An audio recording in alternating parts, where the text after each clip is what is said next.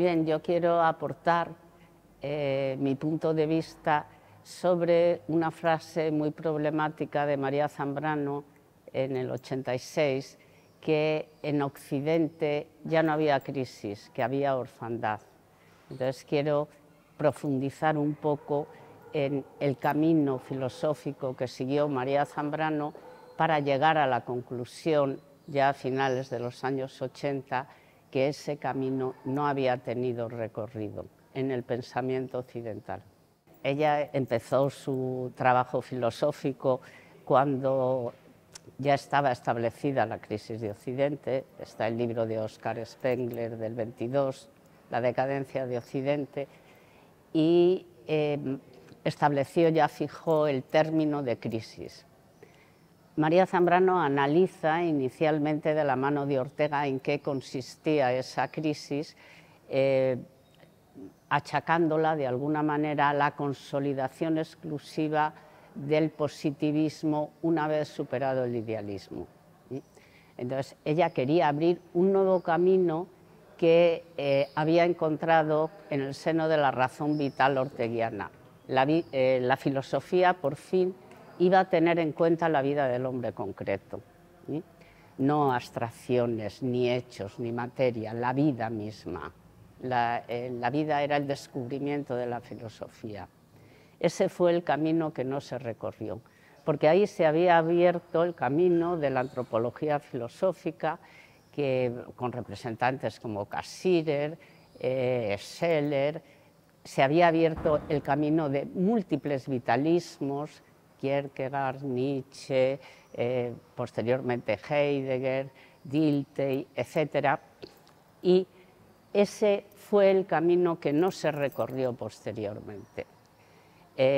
Posteriormente triunfó el camino iniciado del nihilismo, iniciado por Nietzsche, su seguidor Heidegger, posteriormente Derrida y la deconstrucción, hasta que en un momento en que la filosofía había perdido peso social, eso ya lo denunció Julián Marías cuando Revista de Occidente renació en los años 60, la filosofía, y Ferrater Mora también, la sociedad ya no le pide nada a la filosofía.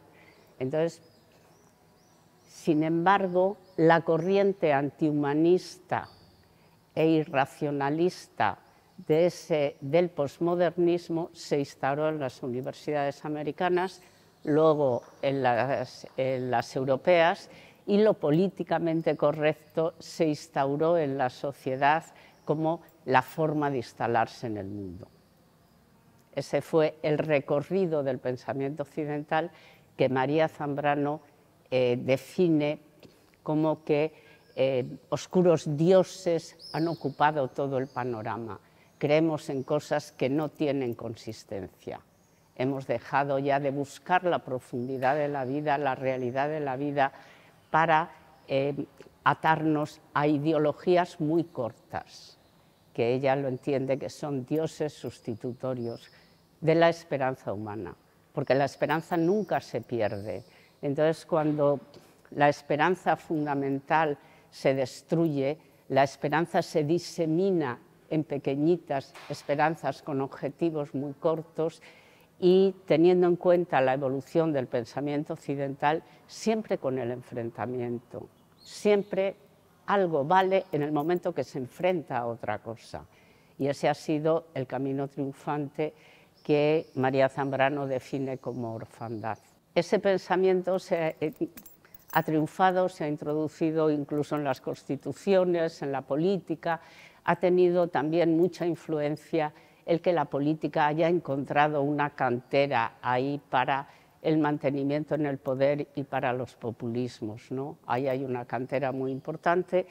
Entonces, la política tiene hoy mucha presencia en el mundo, en los medios de comunicación. La voz que oímos es la de los políticos, no oímos otras voces en los medios, ¿no? Y entonces se ha instaurado, y ahora mismo yo recuerdo un libro que leí recientemente de Federico Rampini, un periodista, corresponsal extranjero, etcétera, que se llama La crisis de Occidente, el cuestionamiento de nuestros valores y la revisión de nuestra historia. Quiere decir, nos hemos convertido en eso y eso, según este autor, produce de alguna manera hilaridad en otras culturas como la china, la árabe, etc. No entienden por dónde va Occidente, cómo está haciendo estas tonterías, ¿no? Y de hecho, Europa políticamente empieza a ser irrelevante en el panorama mundial, no digamos su pensamiento, que nadie sigue ya. Pues la filosofía no ha recuperado su peso social. Las universidades están muy cerradas en sí mismas y con poca conexión con la sociedad, porque esto sigo a Ortega, a la gente hay que hablarla con claridad. O sea, Ortega defendía claridad, claridad, claridad. Tú no puedes centrarte en una investigación muy concreta, tienes que universalizar. Si tú quieres dar un mensaje, tienes que darle algo a la gente, tienes que darle ideas, universalizar, argumentos. Y eso es lo que ahora la filosofía está carente de ellos. Algo que sirva a la vida del hombre concreto. La filosofía debe servir al hombre.